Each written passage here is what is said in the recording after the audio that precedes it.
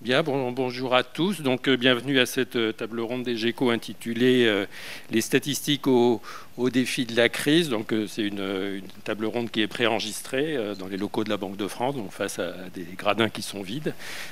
J'espère que l'assistance est nombreuse en différé le jour où ça sera diffusé. Donc, je vais dire quelques mots d'introduction. Moi, je suis Didier Blanchet, donc je suis directeur des études et synthèse économique à l'INSEE. C'est en partenariat avec l'INSEE que cette table ronde est organisée. Donc, elle avait été mise au programme des GECO de cette année, avant la survenue de la crise, puisque le programme est en préparation depuis un certain temps, sous un titre qui aurait dû être initialement, moi j'avais proposé la comptabilité nationale est-elle obsolète? Alors pourquoi un tel thème?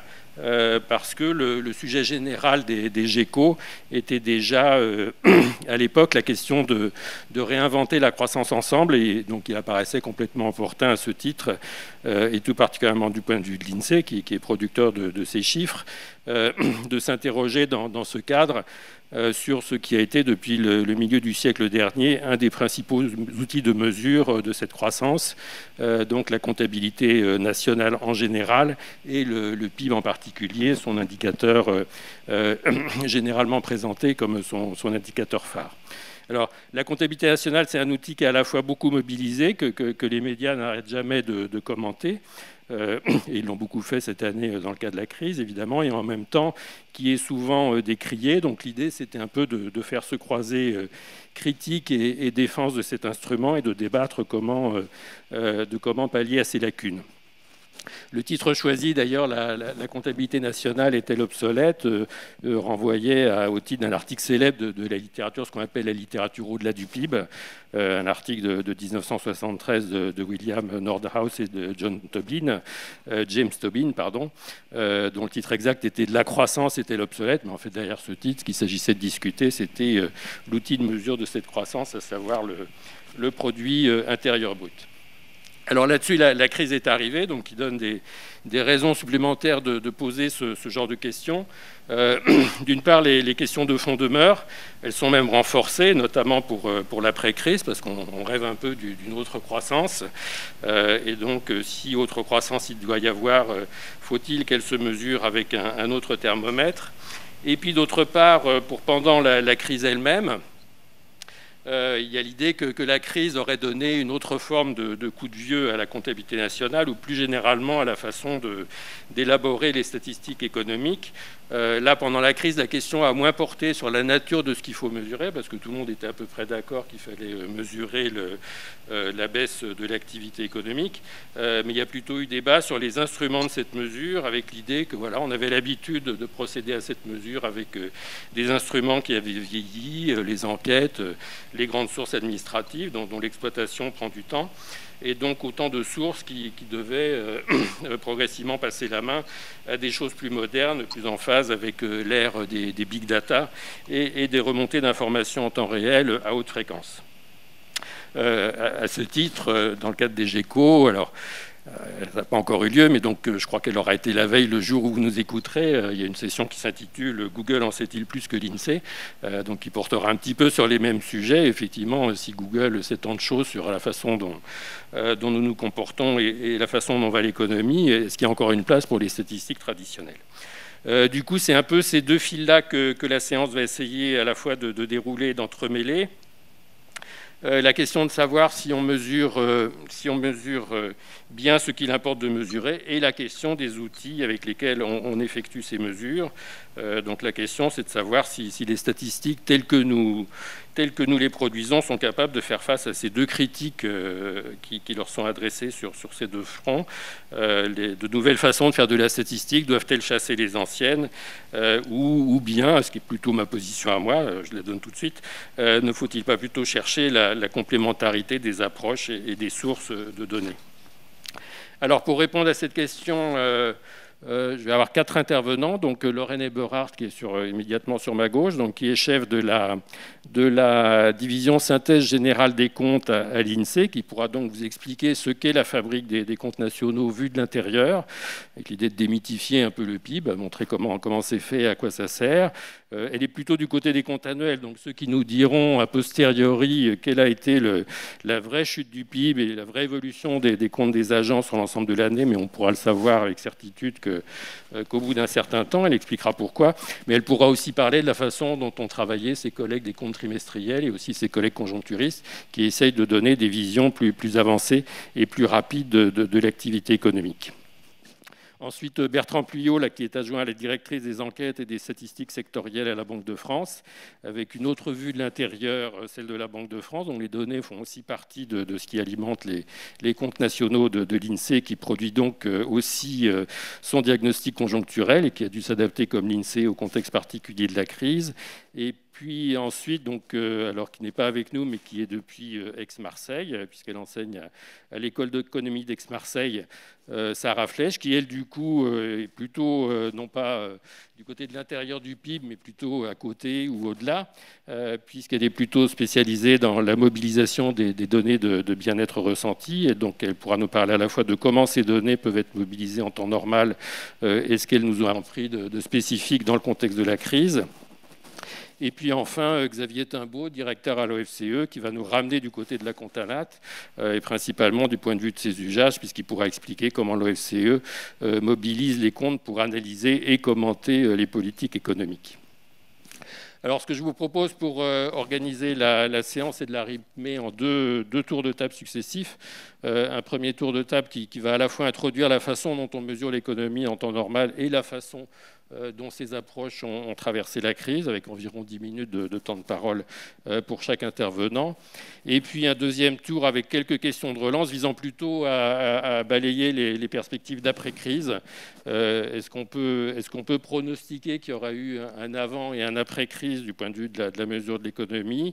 D'une part, comment rendre compte au mieux de ce qu'on souhaite être cette croissance d'après-crise, une croissance plus inclusive, plus stable, et puis est-ce que cette mesure se fera de façon beaucoup plus radicale que jusqu'ici, à partir de sources nouvelles. Donc, je vais commencer par passer la parole à Lorraine Eberhardt pour qu'elle nous parle un peu de la fabrique du PIB vue de l'intérieur, comment on le construit en temps ordinaire, quels ont été les problèmes auxquels il a fallu faire face cette année et comment ils ont été résolus pour ce qui concerne la partie de l'INSEE. Donc, merci beaucoup. Donc, effectivement, les comptables nationaux produisent un indicateur phare, le produit intérieur brut, c'est-à-dire en fait la valeur ajoutée de l'ensemble des secteurs d'activité, de l'ensemble des secteurs institutionnels, les sociétés non financières, les sociétés financières, administration publique, etc. Et cette valeur ajoutée correspond à la production moins les consommations intermédiaires, c'est-à-dire tout ce qui a servi à cette production. Pour calculer cette valeur ajoutée, nous nous appuyons sur un très grand nombre de données très variées, très riches, et sur un processus statistique assez compliqué qui nous amène à avoir des étapes de calcul intermédiaires et à produire des informations qui ne sont pas le PIB, mais qui ont un intérêt en soi. À titre d'exemple, nous décrivons donc la production par secteur d'activité et l'utilisation de cette production en investissement, en exportation, en consommation. C'est ce qu'on appelle le tableau des entrées-sorties. Nous décrivons aussi l'ensemble des revenus qui découlent de cette production, c'est ce qu'on appelle le tableau des entrées intermédiaires. Nous décrivons l'ensemble des opérations financières qui permettent de financer cette production, c'est ce qu'on appelle le tableau des opérations financières. Et puis, nous fournissons une photographie des actifs et des passifs de chaque secteur institutionnel, c'est ce qu'on appelle le compte de patrimoine. Donc, on s'appuie sur des données très riches, mais qui arrivent progressivement, et c'est pourquoi on est obligé de réviser notre diagnostic plusieurs fois. Le premier diagnostic, il est porté par les comptes trimestriels dès l'année N, à partir d'indicateurs qui, en général, sont extrapolés sur le dernier mois, et à partir d'hypothèses. Par exemple, les comptes trimestriels vont supposer que les consommations intermédiaires d'un secteur d'activité vont évoluer comme la production de ce même secteur. Ensuite, on révise le diagnostic une première fois au moment du compte provisoire, en avril N+1. en intégrant des données très détaillées sur les administrations publiques et de premières informations sur les sociétés financières, le reste du compte étant construit la plupart du temps selon la méthodologie des comptes trimestriels. Au moment du sommet définitif qu'on confectionne en janvier N+2, on intègre pour la première fois la statistique d'entreprise qui à ce moment-là n'est pas stabilisée et en plus le compte semi-définitif est réalisé dans un délai très contraint et du coup c'est aussi l'occasion de pointer certains problèmes qui peuvent être corrigés parfois dès le compte semi-définitif ou qui nécessitent un approfondissement et dans ce cadre on est absolument obligé de faire aussi un compte définitif à l'automne N+2 en s'appuyant cette fois-ci sur une statistique d'entreprise complètement stabilisée. Donc voilà, on révise souvent nos données, on a des indicateurs très riches, n'empêche que quand même, celui qui est le plus regardé, c'est le produit intérieur brut. Et dans le contexte de crise actuelle, c'est tout à fait normal de se poser la question de l'usage de ce produit intérieur brut. Alors, pour décrire l'usage du PIB, on aime bien se référer à l'article d'économie française de 2019 de Didier, qui explique qu'il y a finalement 3 usages pour le PIB. D'abord, le PIB, il permet de porter un diagnostic conjoncturel. Ensuite, le PIB, il est utilisé comme dénominateur de ratios, notamment les ratios de finances publiques.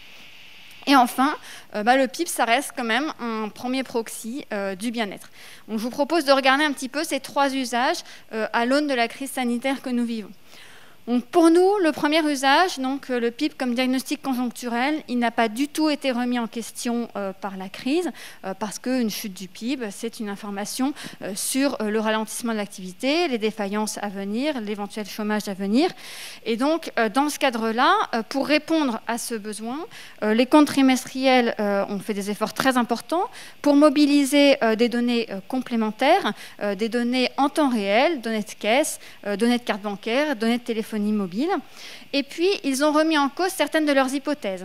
À titre d'exemple, ils n'ont pas supposé que les consommations intermédiaires des secteurs d'activité évoluaient comme la production, parce que malheureusement, la production chute, mais les entreprises ont encore des coûts fixes, donc on ne peut plus faire cette hypothèse. Donc pour nous, la crise n'a pas remis en cause la nécessité de porter un diagnostic conjoncturel à travers le PIB.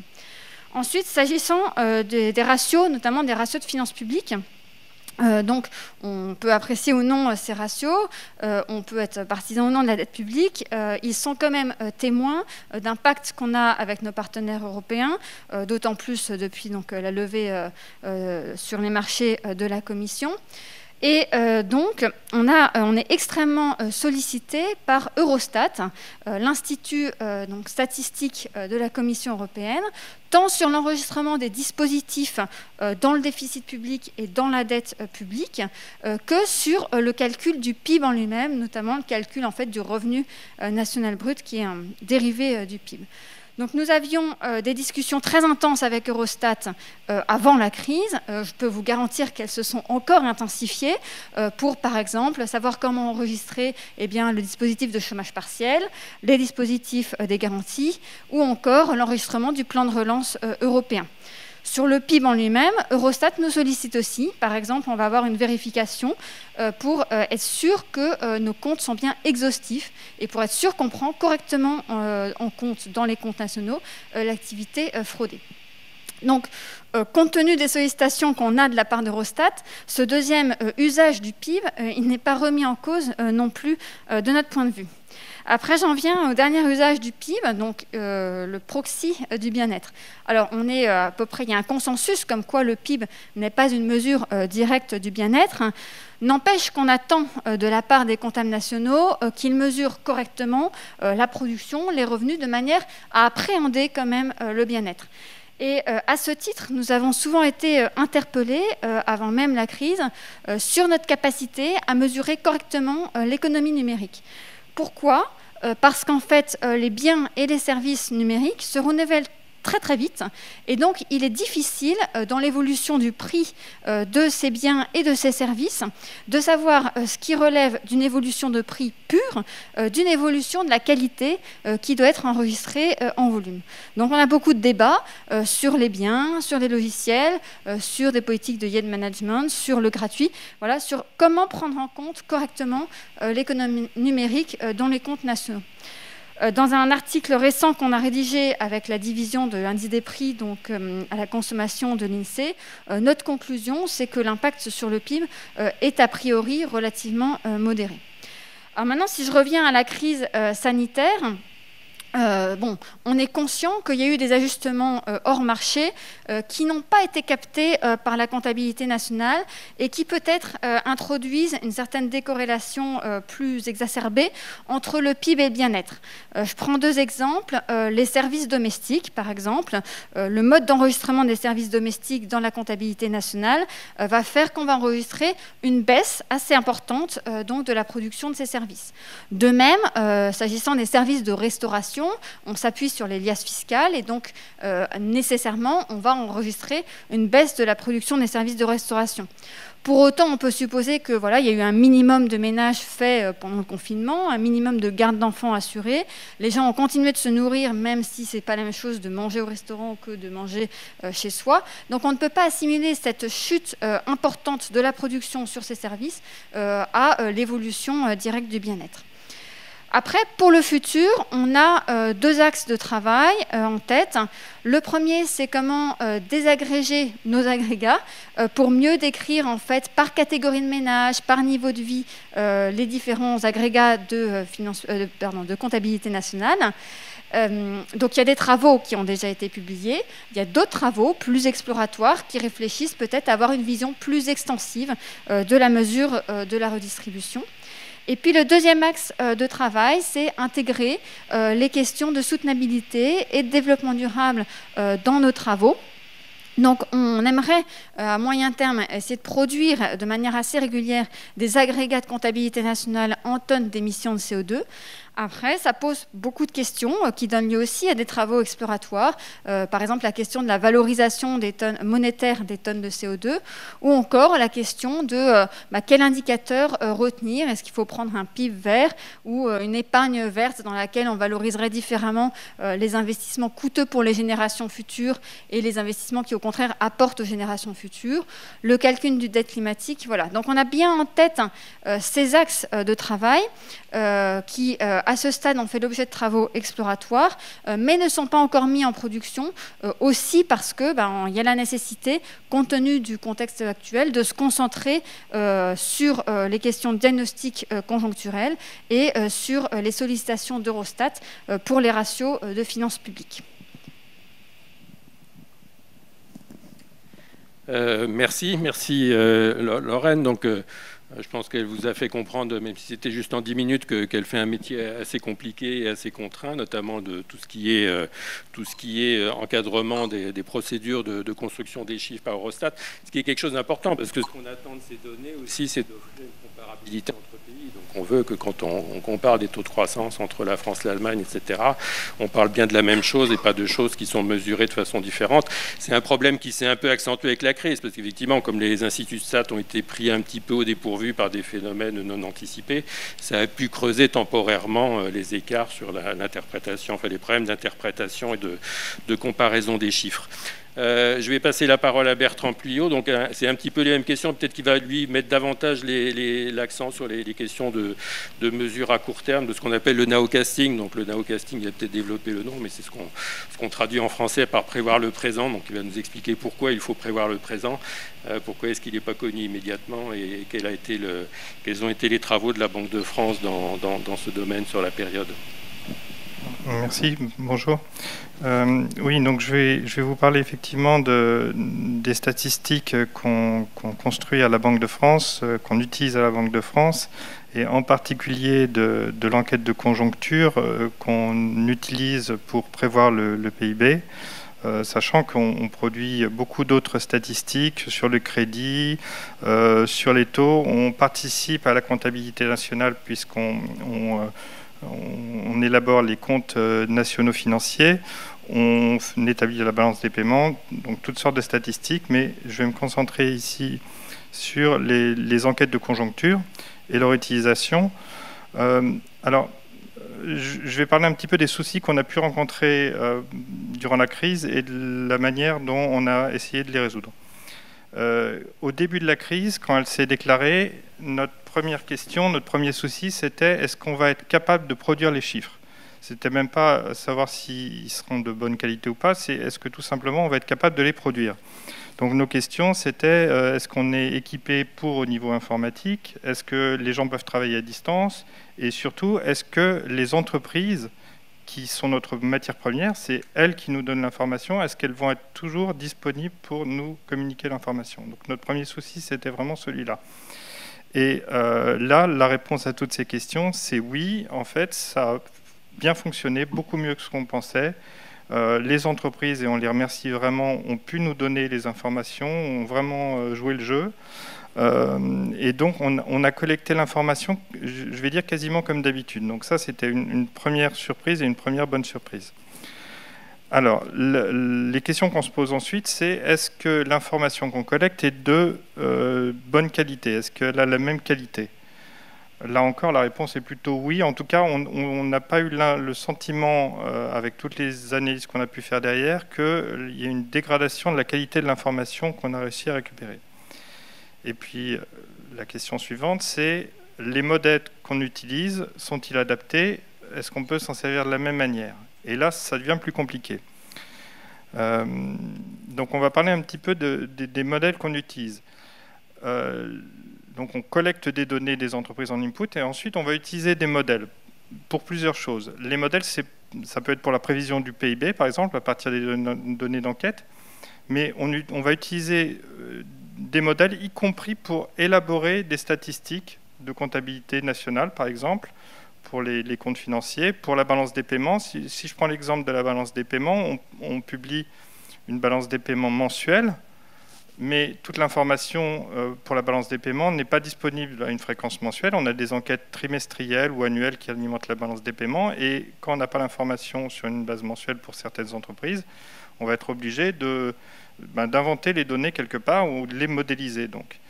Et souvent, c'est fait avec des modèles plus ou moins frustres, où on prolonge au dernier point connu, où on prolonge une tendance. Et un souci qu'on a pu avoir durant la crise avec ce type de modèle, c'était que prolonger au dernier point connu quand on a un choc de cette ampleur, c'est pas possible. Donc il faut fonctionner différemment. Donc on a dû réviser tous les modèles, faire des modèles vraiment ad hoc, où souvent, par exemple, ce qu'on faisait, c'était qu'on regardait l'information collectée et on essayait de répliquer des chocs de la même ampleur. Si on avait un choc de 50%, on mettait un choc de 50% sur les variables qui étaient non disponibles. Donc ça, c'était un premier travail. Et puis, pour les modèles de prévision du PIB, on a eu des soucis vraiment spécifiques. Là, je vais parler vraiment de la prévision du PIB à partir des données collectées auprès des entreprises pour l'enquête de conjoncture. Les modèles qu'on utilise traditionnellement sont basés sur des soldes d'opinion.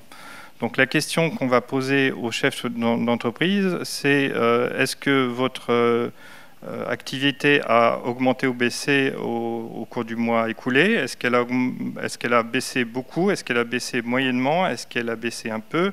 Est-ce qu'elle a été stable? Est-ce qu'elle a augmenté un peu, moyennement, beaucoup? Donc dans notre enquête, on a 7 modalités et on va coder les réponses sur ces 7 modalités. Et ensuite, on va agréger les données. Et au miracle, la série qu'on obtient en agrégeant les données est très très bien corrélée avec le PIB.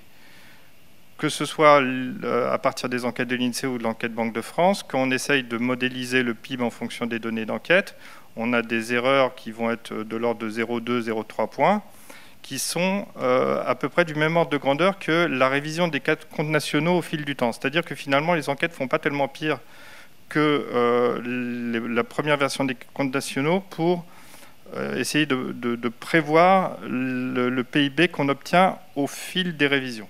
Donc c'est quand même vraiment un bon indicateur pour le suivi de l'activité.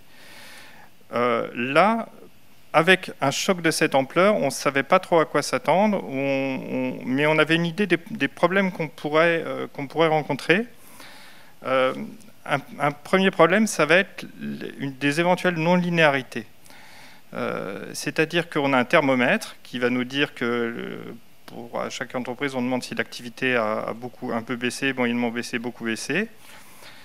Mais là, on est dans une situation où toutes les entreprises vont nous dire que ça a beaucoup baissé, ou quasiment toutes vont nous dire que ça a beaucoup baissé.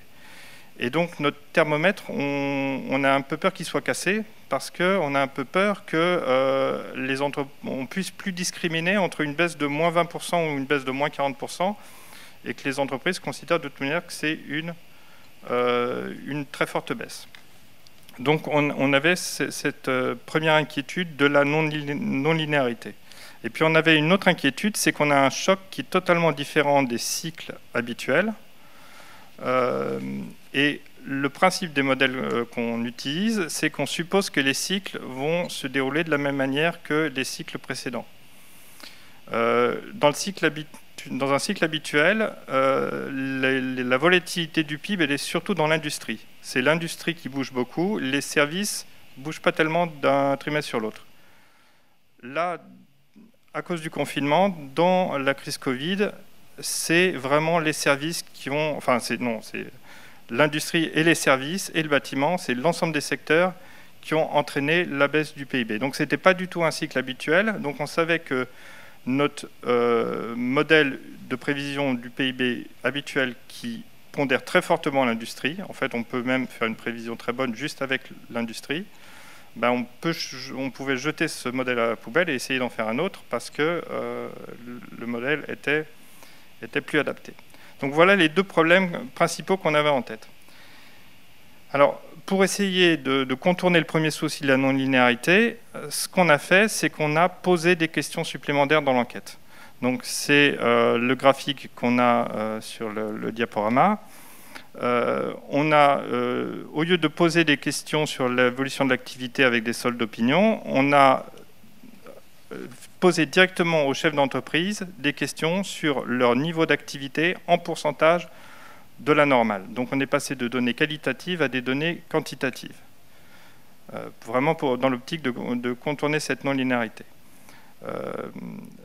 Donc ça nous a permis de développer cette vision beaucoup plus précise, secteur par secteur.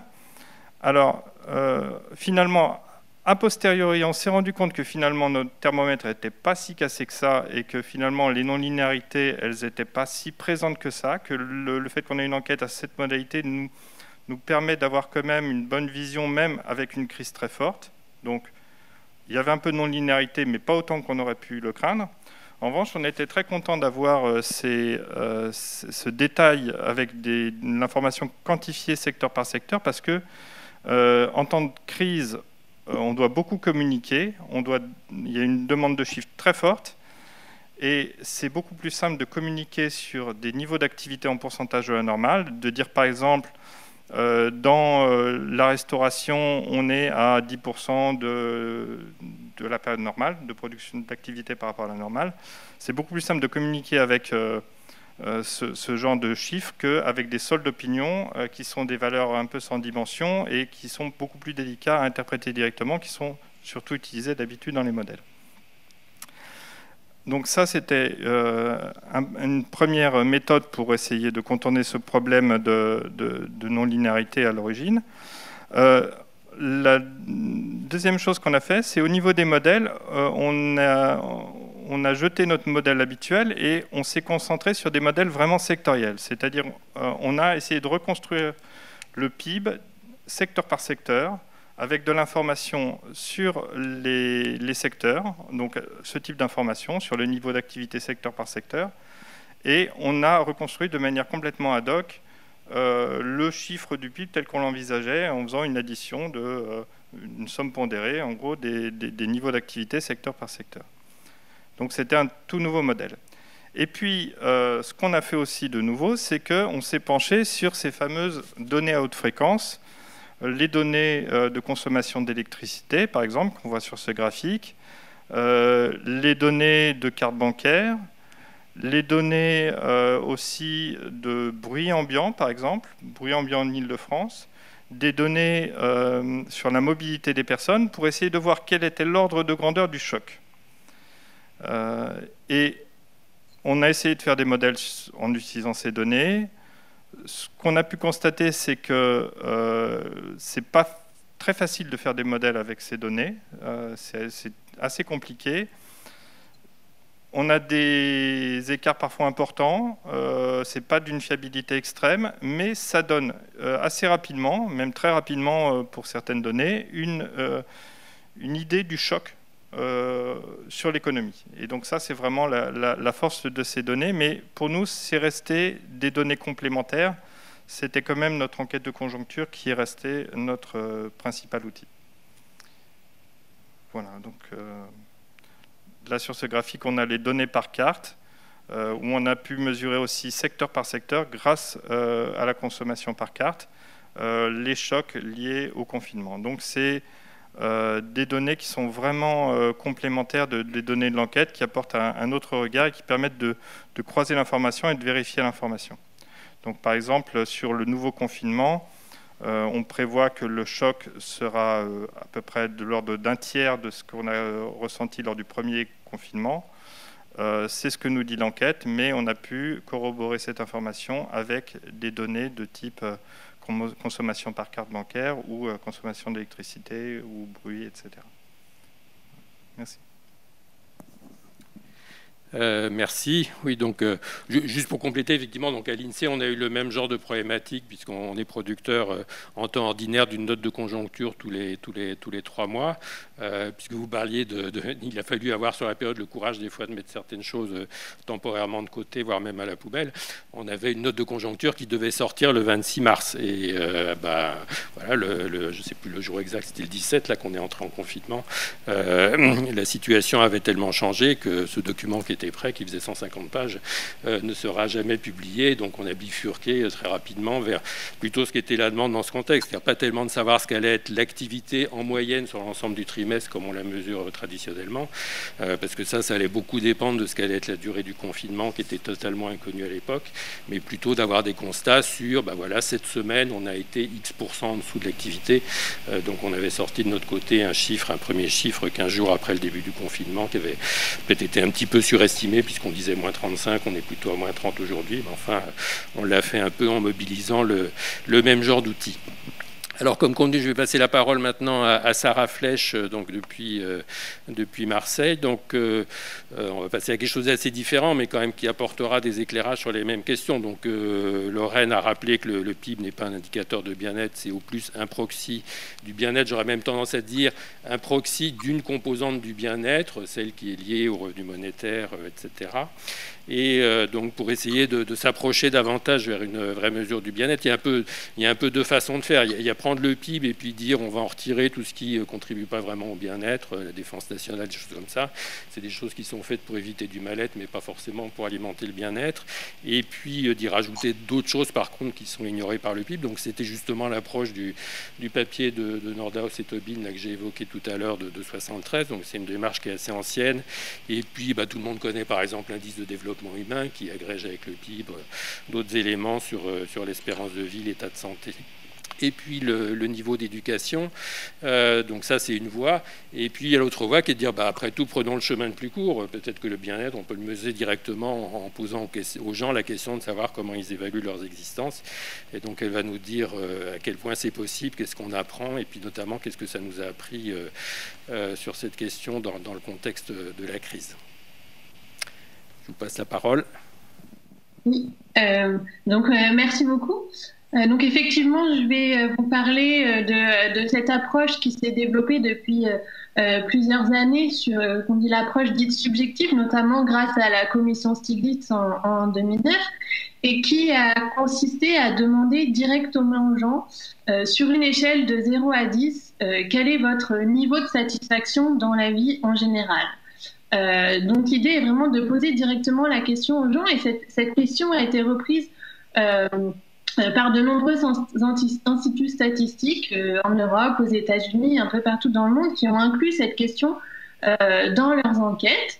Et l'OCDE a aussi œuvré à populariser cette mesure en l'incluant notamment dans son tableau de bord du bien-être avec le Better Life Index, avec à la fois des dimensions plus objectives comme le revenu, la santé, l'éducation, mais aussi ces mesures de satisfaction dans la vie. Alors, dans cette petite présentation, je vais essayer de répondre brièvement à 3 questions. En quoi ces mesures peuvent apporter des informations fiables sur le bien-être, qu'est-ce qu'elles peuvent nous apporter comme information complémentaire par rapport à des indicateurs plus classiques comme le PIB sur le bien-être d'une population, et qu'est-ce qu'elles peuvent nous apporter comme éclairage sur la période actuelle notamment et sur la crise que nous traversons. Alors, évidemment, d'abord, pour pouvoir utiliser ces mesures, une question importante est la question de leur fiabilité. Si on veut pouvoir utiliser ce type de mesures comme un thermomètre du ressenti d'un pays à un moment donné. Je crois qu'aujourd'hui, on peut dire qu'il existe un certain nombre de travaux, à la fois en économie, en psychologie, en sociologie, qui ont essayé d'étudier et de tester la fiabilité de ces mesures. Et donc, on commence à avoir quand même une bonne idée à la fois des avantages et des défauts de ces types de mesures. Et par exemple, si on interroge un même individu à intervalles réguliers, on va voir que globalement, on observe une certaine stabilité dans la façon dont les individus répondent à ces questions au cours du temps. De la même manière que si on tire au hasard 2 échantillons d'individus dans un même pays, on va voir que globalement, ces 2 échantillons vont répondre en moyenne de manière assez similaire à ces questions. C'est donc la façon dont les gens répondent à ces questions est globalement corrélée à leurs caractéristiques individuelles et aussi aux circonstances dans lesquelles ils vivent.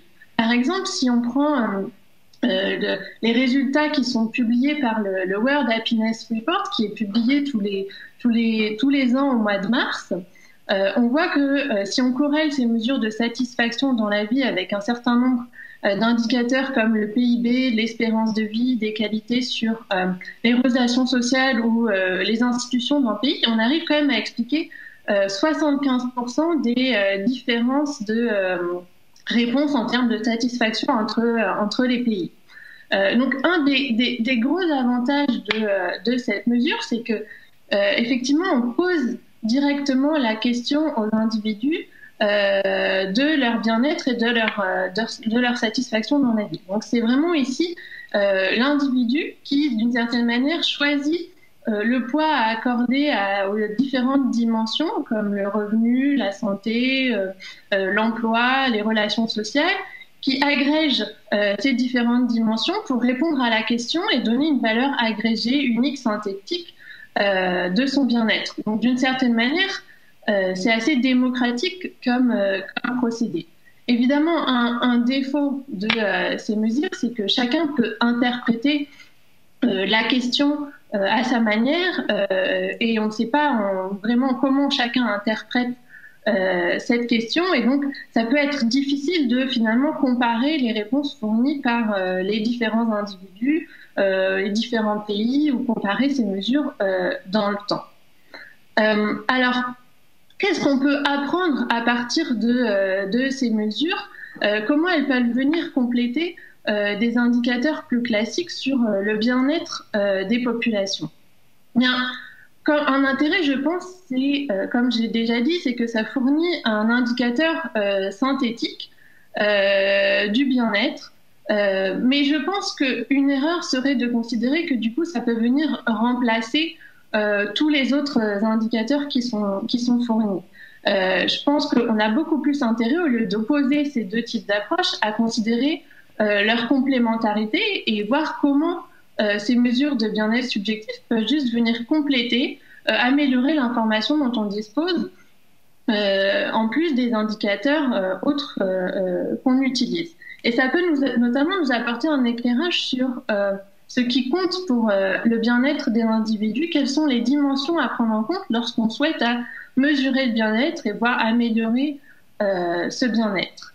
Alors par exemple, si on regarde donc sur le slide qui est diffusé, l'évolution de la part des personnes se déclarant satisfaites, donc en rouge sur ce graphique, en France, entre 1970 et 1920, on voit que cette part est restée relativement constante au cours du temps, voire a légèrement augmenté. Alors qu'en parallèle, le PIB a largement augmenté au cours de cette période. Donc, on a une certaine décorrélation entre le PIB qui augmente pendant la période et le bien-être qui reste relativement stable autour du temps. Et pourtant, si on regarde à une date donnée, on voit bien qu'il y a une certaine corrélation positive entre des individus qui seraient plus riches, qui déclaraient des niveaux de satisfaction plus élevés. Et donc cette absence de corrélation, cette faible corrélation entre croissance et bien-être au cours du temps, c'est ce qu'on a appelé le paradoxe d'Easterlin, parce que Easterlin était un des premiers chercheurs à avoir mis en lumière ce phénomène. Alors, comment expliquer cela? Eh ben, il y a deux explications possibles, et je pense que c'est des enseignements que ce type de mesures peuvent nous apprendre. Première explication, c'est que pour expliquer le bien-être, le niveau de revenu compte, mais ce qui compte aussi, c'est la différence entre le revenu que l'on perçoit et le revenu des autres autour de nous. Et si tout le monde voit son revenu augmenter de la même manière et que les écarts restent identiques entre notre revenu et le revenu perçu par les autres, et bien finalement, les gains en termes de bien-être vont être assez limités et notre niveau de satisfaction peut rester inchangé. Donc ce que ça dit, un premier enseignement que ça nous apporte, c'est que finalement, les inégalités sont aussi très importantes dans la façon dont on définit notre bien-être. Un deuxième enseignement que nous apprennent ces mesures de bien-être subjectif, c'est que finalement, on s'adapte assez facilement à différentes circonstances et en particulier à une hausse de revenus. Et lorsqu'on va avoir son revenu qui va augmenter, on va certes avoir une petite hausse de bien-être et nos attentes, nos aspirations vont évoluer, mais on va assez rapidement revenir à notre niveau initial de bien-être. Et donc, ce qui est important finalement, c'est de considérer les chocs qui vont avoir un effet plus durable sur le bien-être, qui vont, eux, laisser des cicatrices durables en termes de bien-être. Et en particulier, ce que montre la littérature, c'est que typiquement, les périodes de chômage sont des chocs qui vont avoir des effets plus durables en termes de bien-être. On ne va pas revenir à notre niveau initial quand on va connaître ce type d'expérience. Donc potentiellement, c'est sur ce type de choc que les politiques doivent se focaliser. Alors, qu'est-ce que ça nous enseigne enfin sur la période actuelle? Eh bien, typiquement, la crise qu'on est en train de vivre va être associée à du chômage. La période de confinement va avoir des influences sur le lien social, mais en tension le lien social et les relations. Il va y avoir aussi probablement une augmentation des inégalités, et donc on peut craindre que dans la mesure où ces différents facteurs sont fortement liés aux indicateurs de bien-être subjectif, on peut craindre que effectivement la satisfaction des Français ait fortement été affectée pendant cette période et soit encore affectée pendant cette période. Et évidemment, comme l'ont dit les premiers intervenants, regarder uniquement le PIB peut ne mesurer que partiellement ces effets de la crise sur le bien-être des Français. Et donc, si on regarde, par exemple, les premières études qui ont été réalisées sur le sujet, en utilisant ces mesures de satisfaction dans la vie dans la période actuelle, notamment les données récoltées par l'INSEE et Santé publique France, on voit qu'il y a eu, au moment du confinement, une baisse de satisfaction assez importante et une baisse de la part des personnes se déclarant satisfaites. Mais on voit aussi, en lien avec ce que je disais notamment sur ces phénomènes d'adaptation, que petit à petit, les Français se sont adaptés à ce confinement et la part des personnes se déclarant satisfaites a globalement remonté petit à petit pour retrouver son niveau initial, voire augmenter au-delà au moment du déconfinement avec une certaine hausse de satisfaction observée. Alors, pour finir, pourquoi je pense qu'il est important de regarder ces évolutions en termes de satisfaction et bien, juste je finirai sur ces deux cartes qui représentent qui ont été réalisés par 3 économistes pour le CAE, Yann Algan, Claudia Sénic et Clément Malguir, et qui représentent une cartographie du bien-être en France au moment du mouvement des Gilets jaunes. Donc à gauche, on a la carte de France où ont été représentés des indicateurs de bien-être au niveau local. Et à droite, on a l'intensité du mouvement des Gilets jaunes en novembre 2018. Et quand on regarde ces 2 cartes, on voit bien qu'on peut assez bien corréler l'intensité du mouvement des Gilets jaunes avec les mesures de satisfaction dans la vie et voir que finalement, les zones où le mouvement a été le plus intense, c'est aussi les zones où il y avait une plus faible satisfaction dans la vie. Voilà, donc je pense que ces mesures peuvent nous donner une clé de lecture importante pour comprendre les phénomènes les mouvements sociaux qui traversent la société et les crises que nous traversons, et qu'elles peuvent apporter un complément d'information par rapport à d'autres indicateurs plus classiques utilisés en comptabilité nationale. Et au lieu de les remplacer, c'est vraiment une recherche de complémentarité qui peut être utilisée dans nos approches. Oui, merci beaucoup. Donc oui, on converge un peu, on voit vers le message de complémentarité des approches. Ce que je dirais, c'est vrai que le premier graphique était très frappant, mais enfin, pour ceux qui ne le connaissaient pas, ce décalage entre l'apparente stabilité du bien-être ressenti et puis du PIB. Là, pour mémoire, d'ailleurs, l'article d'Esterline de référence de 73, je crois qu'il était sorti exactement dans le même volume que le papier de Nordhaus et Tobin auquel je faisais allusion.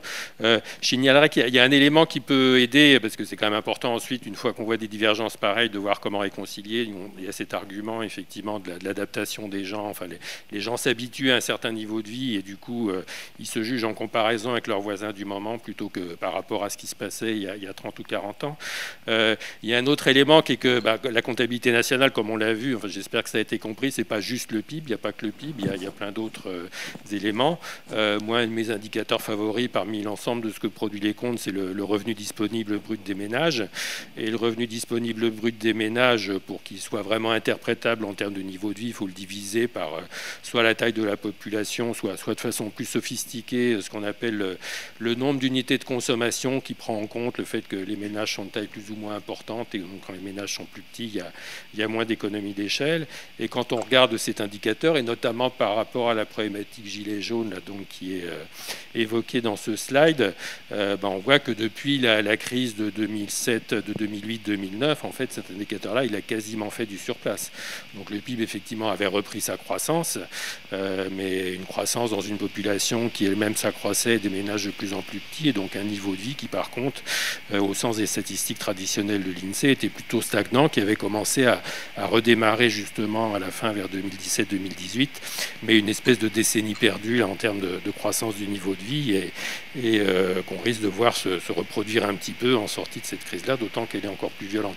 Alors ça fait une transition assez naturelle pour Xavier, parce que justement là, ce revenu disponible brut des ménages, c'est un élément de ce qu'on appelle les comptes d'agents dans la comptabilité nationale. Lorraine y a déjà fait allusion, et donc l'OFCE s'est notamment distingué, c'est eux les premiers qui, je crois, dans le contexte de la crise, se sont lancés à essayer de proposer des évaluations de ces comptes d'agents, alors que l'INSEE en était encore à la mesure de l'activité globale. Cette différence de point de vue, elle s'explique un petit peu par le fait que l'INSEE en est quand même plus proche, on essaie de mesurer des choses plutôt en dur. Donc on est moins du côté de la prévision. Quand on fait de la prévision conjoncturelle, on ne s'aventure pas au-delà de 6 mois.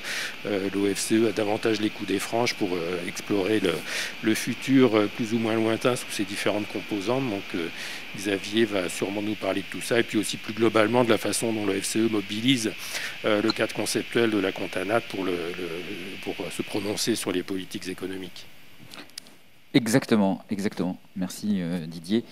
Je vais reprendre un certain nombre d'éléments qui ont été déjà dits, donc je m'en excuse, mais en même temps je pense que c'est important de le marteler. Donc, le premier point, c'est effectivement, on a tendance à confondre PIB, produit intérieur brut, et comptabilité nationale, et en fait ce sont deux choses. Enfin, le PIB est vraiment une des mesures synthétiques qui sont possibles dans le cadre de la comptabilité nationale, mais dans le cadre de la comptabilité nationale, il y a bien d'autres mesures synthétiques, et puis il y a aussi des choses qui ne sont pas des mesures synthétiques ou qui sont des mesures beaucoup plus désagrégées.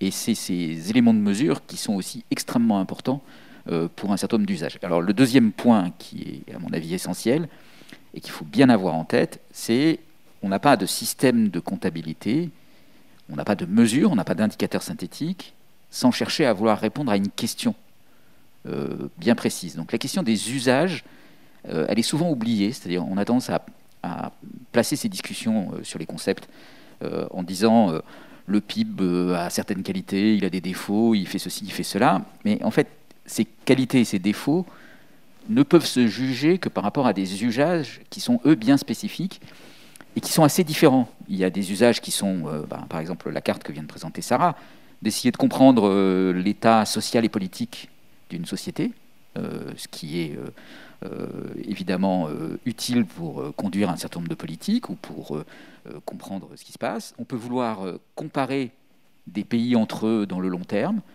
On peut vouloir s'intéresser à savoir est-ce qu'on prépare correctement le long terme. Et puis on peut aussi savoir, quand il y a une crise très violente qui se produit, qu'est-ce qui se passe. Et en fait, à chacune de ces questions correspondent des indicateurs qui sont différents. Donc oui, le revenu des ménages par unité de consommation, enfin, tout aussi technique et compliqué que ça puisse paraître, c'est important pour comprendre l'état social d'une société, et sa répartition géographique, sa répartition par décile, le croisement des déciles et de la géographie sont des éléments qui sont essentiels, d'une part.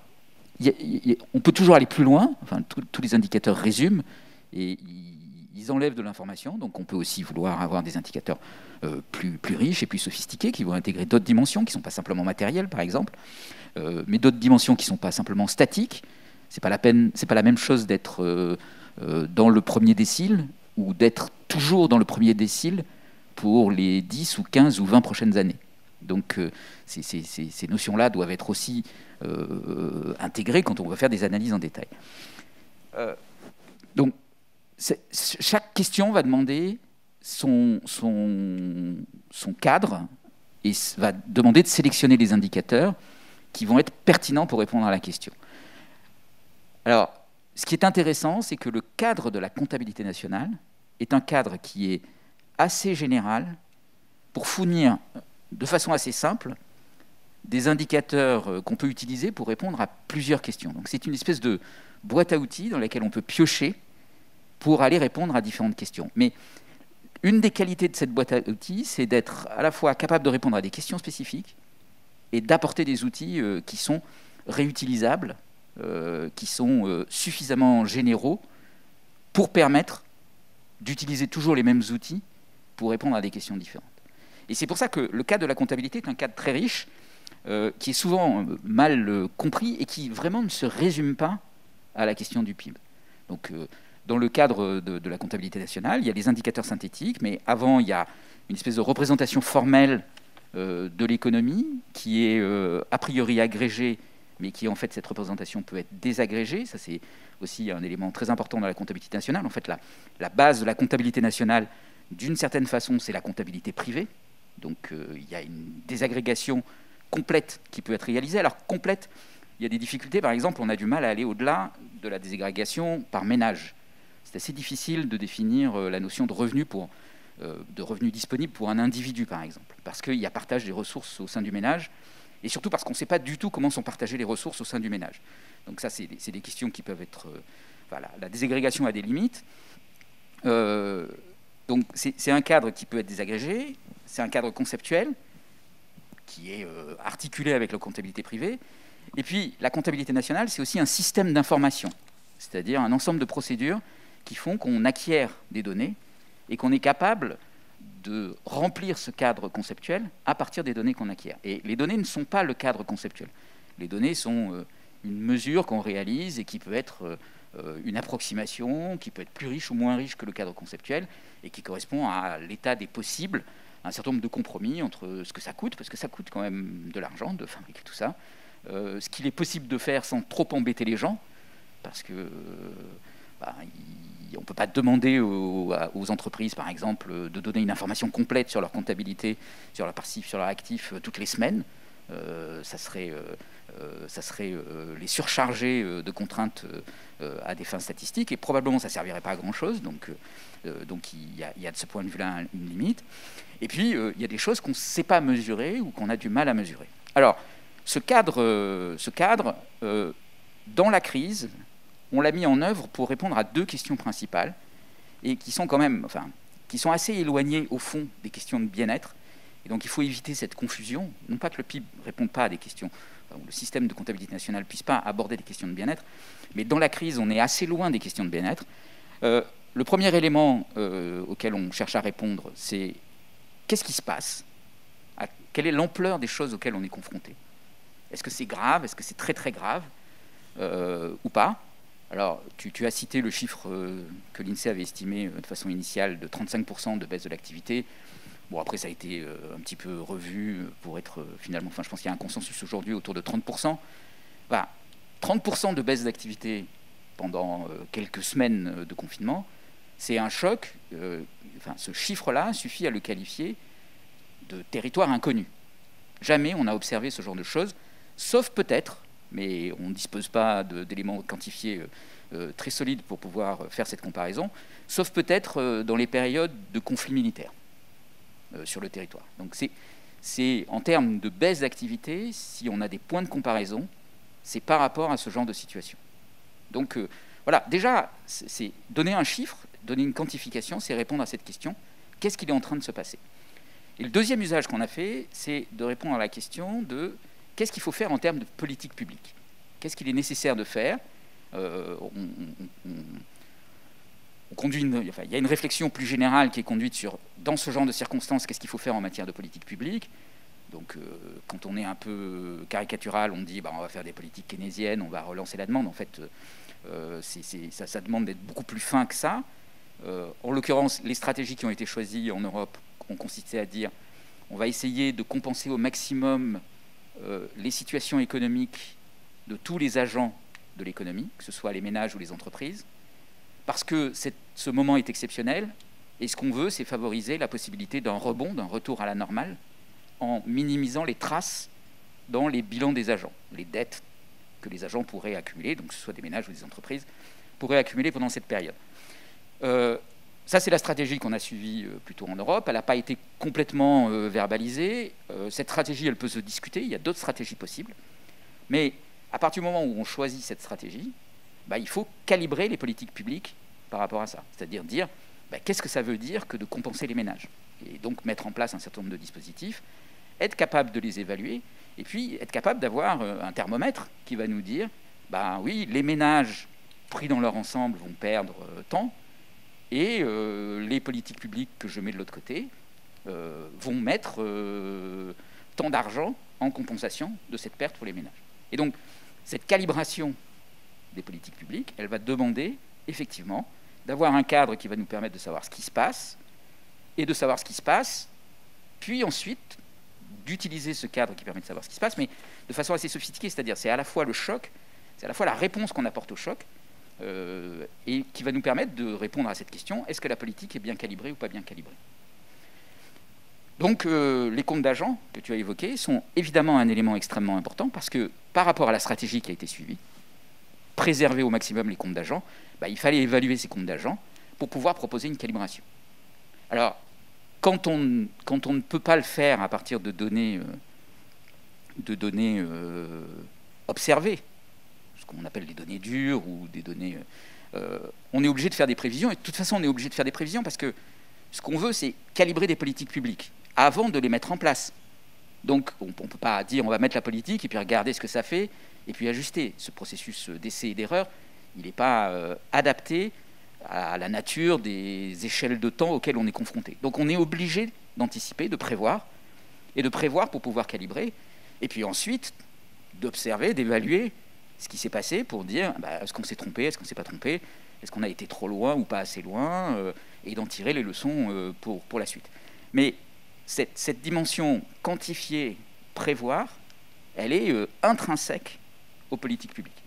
Alors, traditionnellement, en fait, dans des situations moins aiguës, tout ça se traduit sur une échelle de temps qui, en gros, est celle de l'année et qui, en gros, est celle du budget de l'État. Et il ne faut jamais oublier que le PIB, un de ses premiers usages qui est vraiment extrêmement régulier, c'est de l'utiliser pour calibrer l'ensemble des politiques publiques qui sont conduites au cours d'une année et des conséquences budgétaires de ces politiques publiques. Et les conséquences budgétaires des politiques publiques, c'est à la fois ce qu'on décide de dépenser, ça c'est un peu l'approche économie ménagère, donc si je veux savoir comment va évoluer mon budget, il faut que je regarde comment évoluent mes dépenses. C'est relativement facile, enfin c'est un exercice comptable qui demande de la rigueur, mais c'est relativement facile. Et la grande difficulté dans les politiques publiques, c'est aussi de savoir quelles vont être mes recettes. Alors pour un ménage, généralement savoir quelles sont ses recettes, c'est assez simple, parce qu'il a un jeu de contrats, souvent un contrat de travail, qui lui donne un revenu pour l'année et qui est une donnée qui est assez difficile à modifier.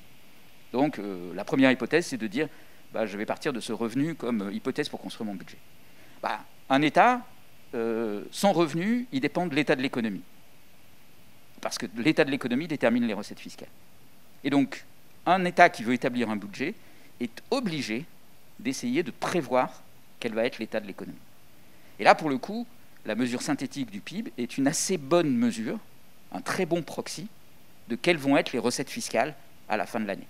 Parce qu'il y a un lien assez stable, rien n'est aussi simple, mais en première approximation, ça fonctionne, un lien assez stable entre le PIB et les recettes fiscales. Ce lien assez stable entre le PIB et les recettes fiscales, en fait, d'une certaine façon, même dans une crise aiguë, on le retrouve. Et donc, le cadre de la comptabilité nationale, alors, moyennant un certain nombre d'adaptations et avec il y a un certain nombre de critiques qu'il faut faire et dont il faut bien avoir conscience, permet quand même d'assez bien répondre aux circonstances dans lesquelles on s'est trouvé. Alors très rapidement, s'il me reste 2 minutes, je voudrais parler de 2-3 éléments de critique. Parce qu'ils sont importants et il y a des évolutions de ce système de comptabilité nationale, du système d'information, qui ont été faites au fil des ans et qui ont peut-être négligé un certain nombre de dimensions. En gros, il y a trois dimensions qui me paraissent importantes. La première, on l'a déjà évoquée, c'est la question du temps réel. Alors, Bertrand a montré des graphiques avec la consommation d'électricité. Vous avez évoqué les cartes bancaires et l'utilisation des données de cartes bancaires. Quand on entend parler de ça, on se dit ça, c'est des données qui sont extraordinaires, c'est fantastique, parce que la consommation d'électricité, on peut la voir vraiment en temps réel, c'est-à-dire on peut savoir ce qui est consommé à chaque instant, à chaque minute, et entre l'énergie et l'activité, il doit bien y avoir un lien qui est assez solide et qui nous permet d'avoir une estimation correcte du PIB. Pareil avec les cartes bleues, on se dit toute activité économique, au fond, passe par une transaction, en tout cas celles qui sont marchandes, et tout ce qui est marchand, ça va bien se voir dans les cartes bleues.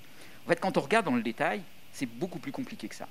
Un des problèmes avec l'électricité, par exemple, c'est que la consommation d'électricité et le lien avec l'activité économique dépendent d'un coefficient qui, en fait, est très très différent d'un secteur à l'autre. Donc, si vous êtes une entreprise de transport urbain et que vous utilisez du courant électrique pour faire marcher des métros, vous consommez beaucoup de courant. Si vous êtes un bureau ou un cinéma, la quantité de courant que vous utilisez est beaucoup plus faible. Pourtant, en termes de chiffre d'affaires, de valeur ajoutée, le cinéma peut avoir beaucoup plus d'euros par kilowattheure que ne va avoir une entreprise de transport. Et même à l'intérieur d'un seul secteur, on peut avoir des différences de coefficients qui sont complètement différents, puisque chacun ne va pas avoir une consommation d'énergie. Il y a un processus de production qui est forcément le même, ou qui n'est pas à la même étape dans la chaîne de valeur, et donc qui n'est pas forcément celui qui consomme le plus d'énergie. Bon, il y a des problèmes d'affectation, d'imputation, il y a des problèmes de stabilité dans le temps, ce qui fait qu'en fait, quand on utilise ces données, très rapidement, on est frustré parce que c'est pas si simple que ça de les intégrer dans le cadre de comptabilité nationale. C'est d'autant moins simple qu'on découvre le problème au moment de la crise. Alors, si on s'était posé la question il y a longtemps de comment construire un système d'information en temps réel, et est-ce qu'on peut utiliser facilement ces données de cartes bancaires, électriques, de mobilité, pour les intégrer dans une analyse sectorielle suffisamment fine, pour être sûr que tous ces coefficients sont suffisamment stables dans le temps, dans l'espace, entre les entreprises, entre les secteurs, entre les agents économiques, on aurait pu avoir des mesures assez fines. Alors on était dans des circonstances tellement massives que malgré tout on voit des choses. Mais quand on veut aller un cran plus loin, quand on veut savoir est-ce qu'aujourd'hui on est revenu à la normale, ou à 10% de la normale, ou à 15% de la normale, en fait, faire la différence entre 10 et 15% avec ce type de données, c'est pas possible. Et pour le faire, il va falloir faire beaucoup de travail, réfléchir à l'intégration de ces systèmes dans des systèmes d'information qui ne sont pas tout à fait ceux qui ont été conçus dans le passé, qui peuvent être intéressants, et qui peuvent être intéressants pour précisément répondre à ce genre de crise. Le deuxième point où il y a eu un énorme problème, et c'est un problème qu'on va traîner pendant très longtemps, c'est la question de la comparabilité.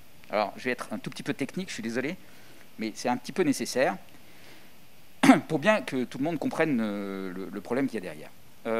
L'INSEE a fait un choix, sur la recommandation d'Eurostat, il me semble, de comptabiliser une baisse d'activité dans le secteur non marchand pendant la crise. L'argument est assez simple, il consiste à dire, par exemple, il y a des professeurs qui ne vont pas à leur travail, et comme ils ne vont pas à leur travail, il y a une baisse d'activité dans le secteur non marchand, de fourniture de services éducatifs. Alors, l'INSEE a fait une approche un peu particulière, qui est de considérer qu'il y avait une baisse d'activité en volume et une stabilité en valeur. La raison étant que on continue à payer ces instituteurs ou ces professeurs alors qu'ils ne travaillent pas, donc le service n'est pas rendu, ça c'est le volume, mais le coût est toujours supporté par l'éducation nationale, et donc ça c'est la valeur.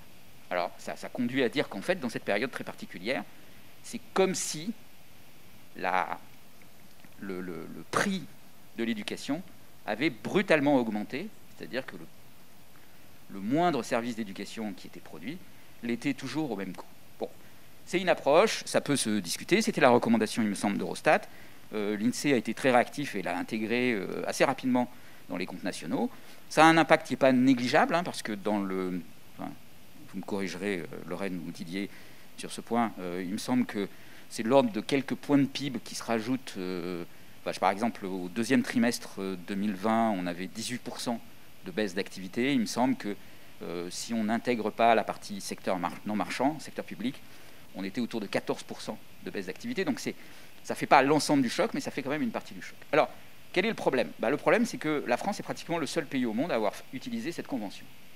Résultat, quand on regarde des comparaisons de perte de PIB aujourd'hui entre pays, qui ne manquent pas d'être faites par tout un tas d'observateurs, que ce soit la presse internationale, mais pas simplement. Il y a aussi des tas d'études économiques qui vont être faites à partir de ces indicateurs, de gens qui ne vont pas regarder comment ça a été construit, sur quelles hypothèses et à partir de quelles conventions, et dans lequel la France va apparaître avoir un PIB plus dégradé que d'autres pays, mais pas parce que la France a moins bien fait, ou pas simplement parce qu'elle a moins bien fait, mais aussi parce qu'on a appliqué une convention de façon plus stricte et plus réactive que dans d'autres pays. Alors ça, c'est un véritable problème, parce que un des résultats des indicateurs synthétiques, c'est pas nécessairement d'être au plus juste de ce qui se passe, mais c'est d'être au plus comparable de ce qui se passe. Et tout le monde n'a pas la même sophistication dans son système statistique et dans son système d'information. Et de ce point de vue-là, ça va poser un problème, parce qu'avant qu'on arrive à rétablir une forme de comparabilité entre les pays, mais ça va prendre des années d'expérience, il va y avoir des fausses comparaisons qui vont être produites, avec des débats sans fin qui vont essayer d'expliquer « oui, mais ce n'est pas la bonne convention, avec une autre convention, ça fait ceci ». Et au final, l'ensemble de ces discussions vont plutôt jeter le doute sur la capacité de la mesure à fonctionner, plutôt que de fournir de l'information. Donc, ça peut paraître technique, mais il y a quand même là une dimension qui est assez importante. Dernier point, il y a une véritable question avec les invisibles dans les systèmes de comptabilité nationale. Ça renvoie à une critique qui est souvent faite qui n'est pas nouvelle, parce qu'elle date des années 70 et elle a donné lieu à un certain nombre d'évolutions dans la construction du PIB. D'ailleurs, on la retrouve dans ce problème des activités non marchandes. C'est au départ, les comptables nationaux, ou ceux qui ont bâti le cadre conceptuel, avaient tendance à dire on ne va mesurer que ce qui donne lieu à des transactions monétaires. Parce que c'est des choses qui sont mesurables, qui ont un sens, qui correspondent à une démarche délibérée. Quand il y a un échange d'argent, on pouvait le refuser. Donc, comme c'est une activité plutôt libre et quantifiable, on va inclure ça dans le PIB, et ce qui n'est pas quantifiable, enfin, ce qui ne donne pas lieu à des transactions monétaires est plus difficilement quantifiable, donc par exemple l'activité dans les secteurs non marchands. Alors, dans la crise, ce n'est pas tellement l'activité dans les secteurs non marchands qui pose problème. Dans la crise, ce qui pose problème, à mon avis, qui pose un énorme problème et qui risque d'être négligé en France et qui est peut-être plus aigu dans d'autres pays, mais je pense que ça serait une fausse conclusion de penser qu'il n'est pas très aigu en France, c'est la question du secteur informel. Au moment où on a confiné les gens, où on les a empêchés de bouger, on a arrêté les activités marchandes, on a arrêté les activités salariées, on les a compensées par différents dispositifs. Par contre, on a arrêté aussi toutes les activités informelles. Alors les activités informelles, ce n'est pas forcément ce qui est illégal. On peut avoir en tête tout un tas de choses, mais un étudiant qui fait du babysitting, il n'a pas de contrat de travail, il est payé en liquide, il n'y a pas de transaction en carte bleue derrière, il n'y a pas de virement, il n'y a pas d'opération sur un compte bancaire. Ça n'est pas comptabilisé dans la comptabilité. Alors, en temps normal, ce n'est pas très grave, parce que c'est une fraction très petite du PIB. En fait, on l'intègre par différentes méthodologies, en faisant des sondages une fois tous les 10 ans, tous les 5 ans, pour essayer d'avoir une estimation de ça. Mais dans la crise dans laquelle on s'est trouvé, en fait, il se trouve que pour une petite fraction de la population, les étudiants, c'est une grosse partie de leur revenu qui disparaît. Et là, pour le coup, on ne sait pas calibrer les politiques publiques, parce qu'on ne sait pas mesurer ce qui se passe, on ne sait pas quelle est la perte de revenus, et on ne sait pas dire comment faire pour le compenser. Qui est étudiant, qui faisait du babysitting? En fait, on n'a aucun système d'information là-dessus. C'est vrai pour les étudiants, mais c'est vrai pour tout un tas d'autres opérations économiques informelles, des trafics plus ou moins légaux, jusqu'aux trafics illégaux. Encore une fois, c'est des petits montants rapportés à l'ensemble de l'économie. Mais quand on va s'intéresser à la question des inégalités, et qu'on va regarder les premiers déciles de la distribution des revenus, non pas que l'économie informelle soit nécessairement concentrée sur ces premiers déciles de la distribution de revenus, mais probablement le ratio entre le revenu déclaré formel et le ratio des revenus informels dans l'économie pour les premiers déciles est beaucoup plus important que dans le reste de l'économie. Et là, c'est totalement invisible aux politiques publiques. Donc ça, c'est une vraie question, parce que on peut dire c'est informel, c'est pas taxé, c'est pas légal, c'est en marge, donc on n'a pas à le prendre en compte. Mais quand on s'intéresse à la situation, à l'état social d'un pays, on est obligé de prendre en compte ce genre de choses. Donc il y a à mon avis là de ce côté-là une vraie question, puisqu'on n'a, mais à ce stade, vraiment aucune forme d'information sur ce genre de choses. Enfin, peut-être vous pourrez me contredire là-dessus, mais je pense qu'on n'a aucun dispositif solide qui permette d'appréhender ce genre de questions, et donc qui crée ces invisibles dans le schéma, invisibles qui peuvent conduire à des perceptions des politiques publiques qui sont ensuite très négatives, parce que voilà, on va dire qu'on en fait beaucoup pour préserver le revenu des ménages, etc. Et puis il y a un certain nombre de gens qui vont dire mais je ne comprends pas, moi je ne suis pas du tout dans ces catégories, en fait on n'en fait pas beaucoup pour moi. En fait on dit que les ménages n'ont pas perdu beaucoup d'argent, mais moi, mon cas personnel, c'est qu'effectivement j'ai perdu toutes mes ressources et que je me retrouve projeté d'une situation précaire à une situation d'extrême pauvreté sans aucun dispositif de couverture. Voilà, donc bon, enfin, il y a beaucoup d'autres éléments que je pourrais ajouter, et encore une fois, bah, je pense que Didier avait raison de dire la question qui se pose est de savoir est-ce qu'il y a un coup de vieux sur la comptabilité. Le diagnostic il est forcément un petit peu mitigé. C'est un cadre qui s'avère extrêmement robuste, en fait, et qui permet d'intégrer assez facilement un certain nombre de questions. Par exemple, la question des inégalités, en tout cas des inégalités de revenus, est relativement simple à intégrer dans ce cadre.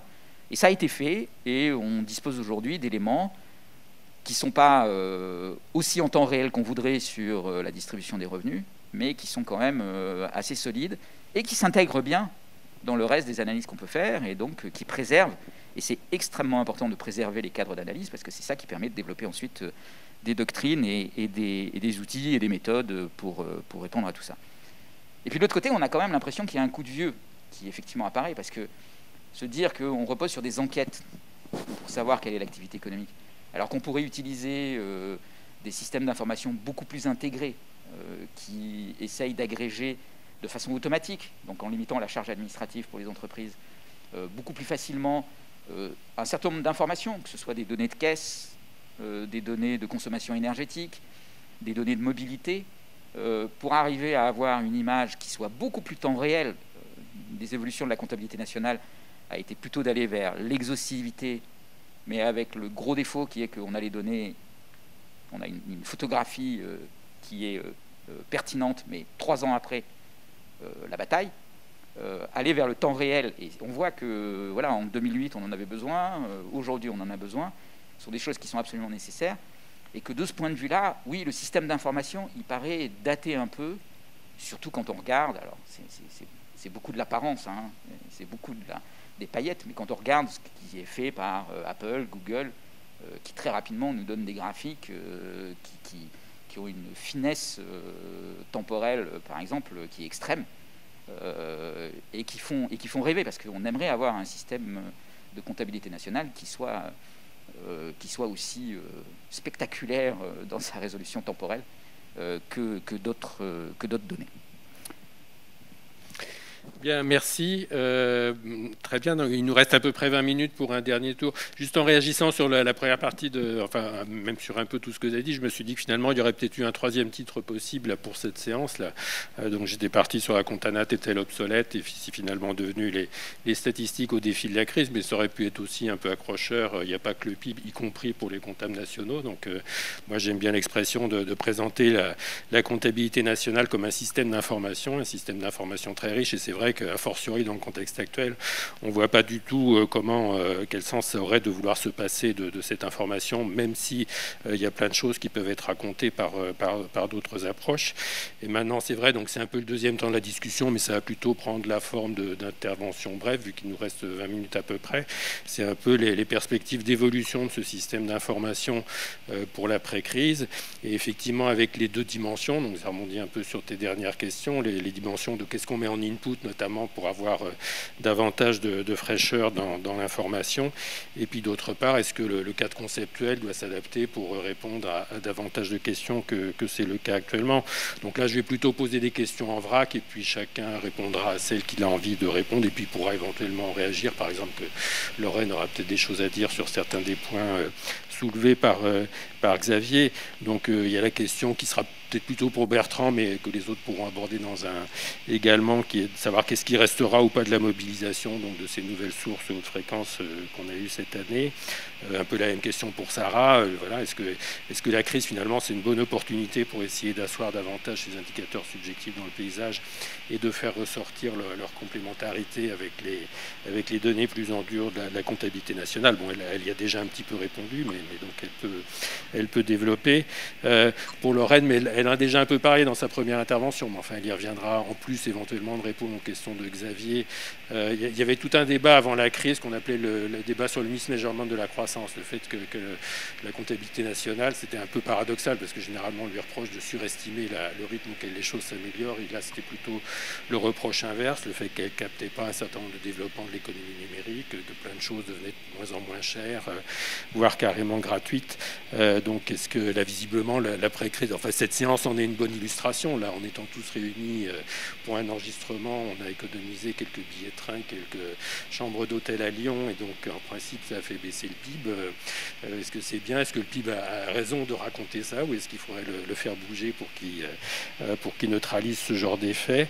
Et puis peut-être qu'on pourra reparler un petit peu aussi, pour se projeter, alors là vraiment dans le long terme, mais sur les questions de mesure de la soutenabilité environnementale, mais on n'aura peut-être pas beaucoup de temps pour le faire. Ce sera peut-être l'occasion d'autres séances dans d'autres GECO. Et puis ce qui a traversé un petit peu effectivement la question des inégalités. Donc ce qu'on reproche à la Contanat en général, c'est de raisonner que sur des agrégats ou des valeurs moyennes. En même temps, comme tu l'as dit, c'est un outil, c'est un point de départ fondamental pour essayer de descendre de façon plus fine sur les inégalités individuelles. Et d'ailleurs là-dessus, le point de vue des données subjectives est également intéressant, puisqu'on a envie de savoir ce qu'elles nous racontent aussi, non seulement sur les inégalités réelles, mais sur le ressenti de ces inégalités. Donc voilà un petit peu en vrac. Je propose de commencer par Bertrand Pluyot, sur les questions plutôt d'ingénierie statistique et de ce qui restera des expériences en matière de nowcasting et d'utilisation de données haute fréquence. Merci. Alors, il faut bien voir que ces données haute fréquence et leur utilisation, on les utilisait déjà un petit peu avant, mais ça s'est vraiment révélé, je pense, avec cette crise-là. On a découvert beaucoup de choses avec cette crise. En tout cas, à la Banque de France, on a fait un gros effort et on a développé beaucoup de modèles basés sur ces données haute fréquence dans le cadre de cette crise, parce que c'était un vrai besoin d'avoir rapidement de l'information et d'avoir de l'information qui puisse corroborer ce qu'on avait par ailleurs pour valider l'information qu'on avait par les canaux traditionnels. Donc, c'est des données qui ont été vraiment précieuses parce qu'elles sont bien adaptées pour mesurer les ordres de grandeur d'un choc brutal très rapidement. Donc, comme la consommation d'électricité. Après, elle présente quand même des défauts. C'est ce qu'a décrit Xavier. Et donc, on a tout à fait la même vision. Et je crois que le problème fondamental, souvent avec ces données, c'est que c'est souvent des proxys. Ça ne répond pas directement à la question qu'on se pose. La consommation d'électricité, c'est très bien d'avoir ces données-là si on veut mesurer la consommation d'électricité. Si on veut mesurer l'activité de l'ensemble de l'économie, c'est pas tout à fait la même chose. Il y a d'autres facteurs qui vont jouer sur la consommation d'électricité, la météo par exemple, donc ça va nous donner des modèles très compliqués. Donc c'est pas forcément les variables les plus adaptées. Donc pour faire simple, ça va être difficile de battre juste avec des données de carte bancaire, de consommation d'électricité ou autre, ou de mobilité des personnes. Ce qu'on peut avoir en posant directement la question aux chefs d'entreprise, à 8000 chefs d'entreprise, on pose depuis 40 ans la même question tous les mois, sur des entreprises sélectionnées pour être représentatives de l'économie, secteur par secteur, avec des pondérations bien étudiées, etc. Et on pose vraiment la question qu'on a besoin de leur poser. Donc c'est difficile de faire mieux que cet appareil-là. Maintenant, je pense quand même qu'au-delà de la crise, l'utilisation de ces données va perdurer. Déjà tout simplement parce que c'est pas très coûteux. C'est souvent des données gratuites, on en a beaucoup qui traînent partout sur Internet, et récupérer ces données et les utiliser, ça coûte pas grand-chose. Les enquêtes, c'est quand même un peu plus coûteux à mener. Ensuite, donc, elles sont, comme on l'a déjà dit plusieurs fois, elles sont disponibles rapidement. Ça, c'est extrêmement important en temps de crise, d'avoir l'information rapide. Juste une petite digression sur la crise de 29 et la crise de 2008. Les 6 premiers mois des deux crises, c'était les mêmes. En termes de perte de production industrielle, en tout cas, on a des données de production industrielle en France en 29 et en 2008. Les 6 premiers mois, c'est les mêmes. La différence, c'est qu'au bout de 6 mois, en 2008, on est reparti à la hausse, alors qu'en 29, on a continué à s'effondrer. Et c'est probablement en grande partie parce que les réactions de politique économique n'ont pas été les mêmes du tout, et qu'on a mis de l'argent sur la table pour sauver les entreprises, pour sauver aussi le système bancaire et maintenir le système financier à flot. Et ça, c'est parce qu'on a réagi rapidement. En 2008, les banques centrales ont pu tout de suite réagir massivement, les États ont suivi après derrière, et on ne s'en rend peut-être pas compte, mais ça a vraiment eu un impact très très positif sur le fait d'éviter la dégringolade. Donc la notion de rapidité est extrêmement importante. Je reviens sur les données à haute fréquence. Il y a une contrainte actuelle, c'est que souvent on a des historiques qui sont assez courts, mais on va avoir des historiques forcément beaucoup plus longs et pouvoir développer des modèles robustes au fur et à mesure du temps. Et puis il y a un effet d'apprentissage, c'est-à-dire qu'on découvre ces données aujourd'hui, mais petit à petit on va apprendre à s'en servir, on va prendre l'habitude de développer des modèles et on va moins improviser, et je pense qu'on pourra avoir des résultats un peu meilleurs. Et enfin, juste pour conclure, il y a un pan aussi de ces données-là dont on n'a pas tellement parlé, c'est les données qualitatives, pas quantitatives mais qualitatives. Nous, on a beaucoup misé dans le cadre de notre enquête sur l'analyse textuelle des commentaires faits par les chefs d'entreprise. C'est-à-dire on les a au bout du fil, on note les commentaires de ce qu'ils peuvent nous raconter. Et dans ces commentaires, on peut avoir beaucoup d'informations sur l'usage du télétravail, sur l'impact, par exemple, de la crise des Gilets jaunes. On a fait un travail là-dessus. Donc, on a toute une richesse d'informations qui se révèle en temps de crise, mais qu'on va de plus en plus exploiter. Juste, je vais faire un petit peu de publicité. On a sur le blog de la Banque de France des billets de blog, et on a fait un billet sur l'usage des données à haute fréquence qui est le 174, un billet sur l'analyse textuelle qui est le 160, donc ça présente un petit peu ce qu'on a pu faire avec ces outils. Merci. Côté Sarah, donc quelques réflexions complémentaires là, sur la mobilisation des données subjectives. Oui, effectivement, j'espère que la crise sera une opportunité de davantage installer ces indicateurs subjectifs dans la réflexion. Je pense qu'il y a déjà eu des progrès qui ont été faits depuis plusieurs années, comme je disais, avec l'OCDE qui a intégré ces mesures dans son tableau de bord, l'Observatoire du bien-être qui a été créé en France, la loi SAS qui invite à évaluer les politiques en fonction d'un certain nombre d'indicateurs et notamment aussi des indicateurs de qualité de vie. Je pense qu'il y a quand même encore une réticence aussi à utiliser ces mesures du fait de leur caractère subjectif.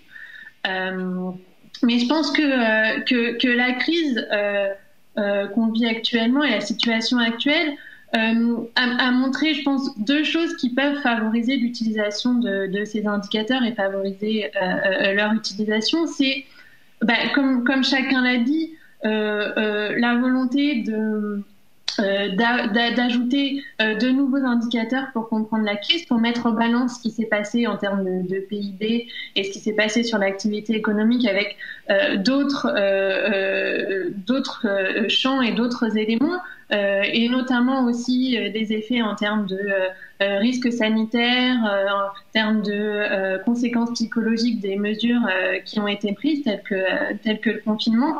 Et donc, je pense que c'est intéressant aussi d'avoir ce type de mesures de mesures subjectives pour évaluer un peu l'effet sur le ressenti des populations, en plus d'indicateurs plus objectifs.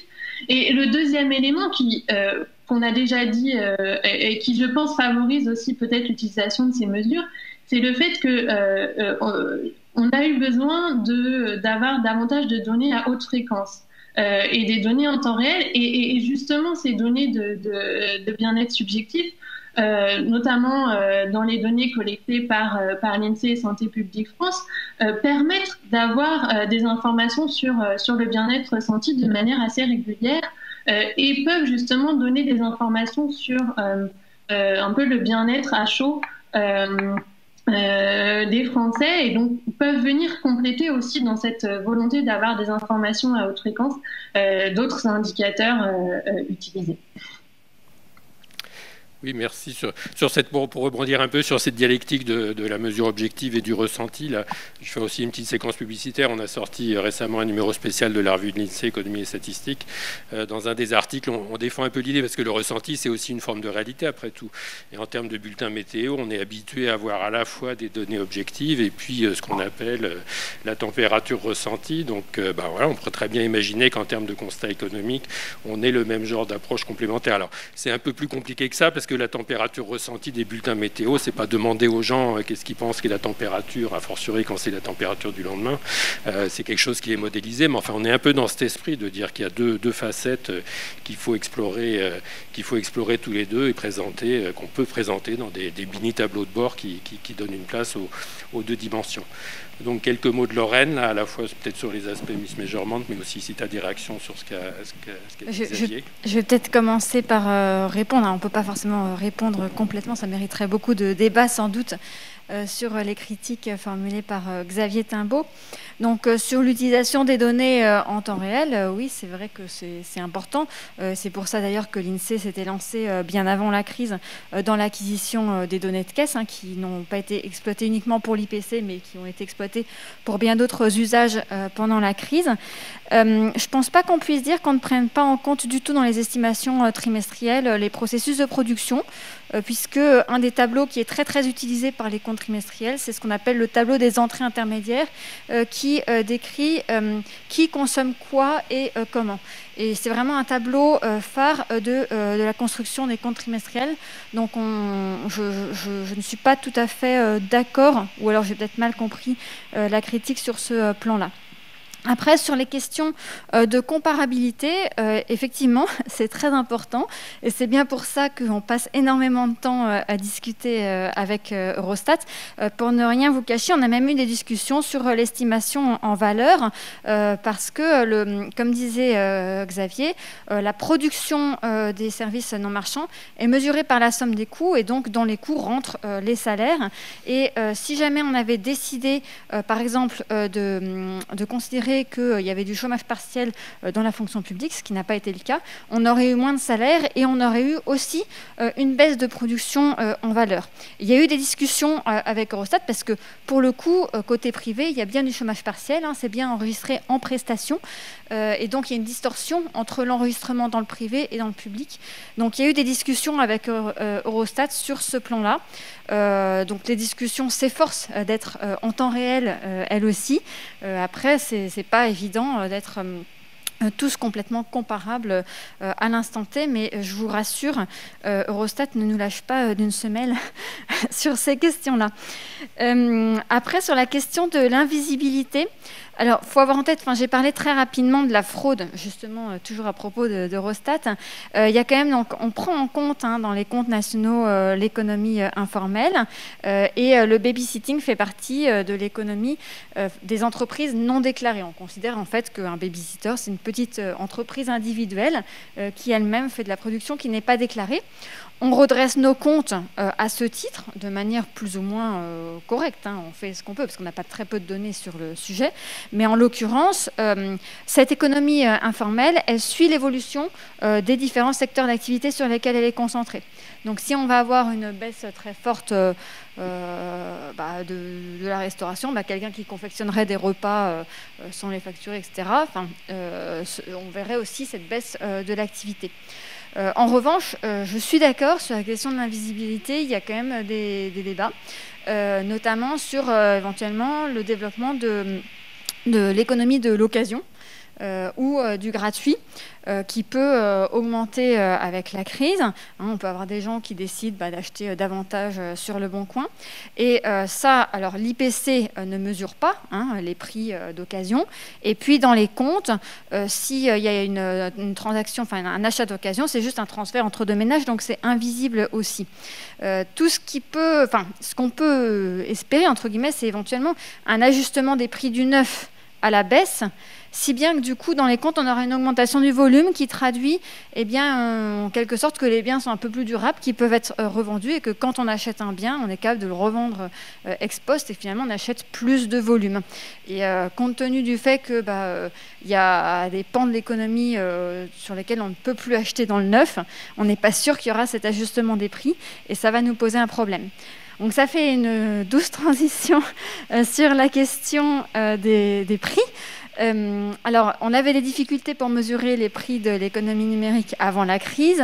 On a toujours ces difficultés, et sans doute que la crise va exacerber nos difficultés. En revanche, on est quand même armé. On a réfléchi, on a des réponses. Donc voilà, on espère pouvoir apporter des réponses. Par exemple, la crise, elle a impliqué sans doute une augmentation du commerce en ligne.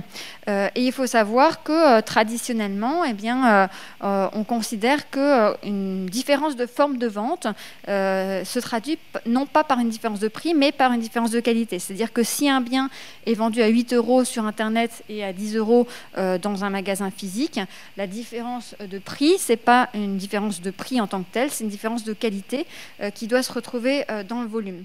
Et là, on a bien été ennuyés pendant la crise, puisqu'il y a des pans de consommation qui n'ont plus été possibles en présentiel. Et donc, on a été obligés de ne pas tenir compte de ces effets qualité traditionnels en considérant qu'on pouvait comparer exceptionnellement le prix du livre acheté sur Internet et le prix du livre acheté dans des magasins physiques quelques mois auparavant. D'autres exemples peut-être, mais il me reste 2 minutes, même pas, c'est tout ce qui concerne les biens technologiques. Donc ce sont des biens qui se renouvellent très très rapidement, avec des renouvellements de caractéristiques très rapides, si bien qu'on a du mal à savoir dans l'évolution des prix ce qui relève d'une évolution de prix pur et d'une évolution du volume. Et là, on pourrait avoir des achats assez importants de matériel informatique et une adaptation du matériel informatique au nouvel environnement de travail, c'est-à-dire chez soi. Et donc, on va se retrouver face à la même difficulté de savoir faire le partage entre l'évolution de la qualité qu'on veut retranscrire dans le volume de la croissance et l'évolution des prix purs, qui pour le coup est vraiment enregistrée dans l'IPC. Bon, heureusement, entre guillemets, les biens technologiques sont souvent des biens importés et comme dans les comptes, on cherche à équilibrer en fait pour ce genre de biens la consommation et les importations. Si on se trompe sur la consommation, on va se tromper aussi sur les importations, si bien qu'au niveau du PIB, ce sera à peu près neutre. Voilà, les exemples, je vais peut-être m'arrêter là. Les exemples sont multiples, mais les réponses sont quand même dans la tête de beaucoup de statisticiens. On espère qu'elles seront apportées. Bien, donc en fait pas mal de pain sur la planche sur pas mal de sujets, donc ça va être à Xavier de conclure dans les 2 minutes qui nous restent. Oui, très rapidement, je ne vais pas rajouter grand-chose à ce qui a été dit. Je pense qu'il y a un point qui est important à comprendre dans les perspectives, si on doit tracer vraiment de façon très générale des perspectives pour ce système d'information et sur la question de la comptabilité nationale. Donc il y en a une première qui est... il y a eu tout un débat, et Didier et moi-même on y a contribué sur la validité des indicateurs synthétiques comme le PIB. Je pense qu'aujourd'hui, on se rend compte qu'on a besoin aussi d'avoir une information la plus désagrégée possible. Et que cette information la plus désagrégée possible, elle est essentielle pour construire les indicateurs agrégés et les compléter par exemple, des mesures d'inégalité. Mais elle est aussi essentielle pour un certain nombre de politiques publiques. C'est-à-dire la question des inégalités, ce n'est pas juste avoir un indicateur général d'inégalité, c'est aussi être capable d'identifier telle ou telle catégorie de la population qui n'est plus dans les spectres de la politique publique ou qui est mal couvert par les spectres de la politique publique, du système de sécurité sociale, d'être capable de l'identifier et éventuellement de pouvoir adapter le système de politique publique à ça. Alors, il y a ça, et puis je pense il a fallu le faire, et la comptabilité nationale, elle est construite sur un système qui correspond en gros à la comptabilité privée et qui correspond en gros à des opérations économiques. Et je pense que plus ça va aller, plus il va falloir rentrer dans les détails des processus de production ou de consommation. Un des enjeux demain, c'est de suivre les politiques publiques, par exemple, sur la transition environnementale. Il faut arriver à une économie zéro carbone en 2050. Pour arriver à ça, il faut qu'on soit capable, pas simplement de suivre les émissions de CO2 générales, mais de suivre les émissions de CO2 le plus précisément possible par catégorie d'agents économiques, voire même par individu. Et c'est ça qui va permettre de construire d'abord les instruments de suivi de cette transition, de savoir qui continue d'émettre du CO2, qui a réussi à ne pas en émettre, et puis à construire les politiques, c'est-à-dire comment on fait pour réduire effectivement, quelles sont les politiques efficaces, quelles sont les meilleures pratiques qu'on peut réutiliser, quels sont les îlots qui résistent, pourquoi ils résistent. Donc faire le design de ces politiques publiques, c'est essentiel. Et pour ça, ça va demander de sortir du cadre strict de la comptabilité privée, parce que le CO2, c'est plus dans la technique, dans ce qu'on appelle les coefficients techniques ou les processus de production, et c'est un peu hors du champ de la comptabilité par construction. Et il va falloir réintégrer ces éléments-là, avec cette double dimension, donc de sortir du champ de la comptabilité et d'aller vers les individus ou vers les entreprises. Et ça, c'est deux perspectives alors, qui sont lourdes de conséquences, mais qui vont être aussi assez passionnantes dans la construction et dans la mise en œuvre de ces systèmes d'information que constituent les comptabilités nationales. Et je pense que ça, c'est des évolutions qui sont indispensables dans le futur.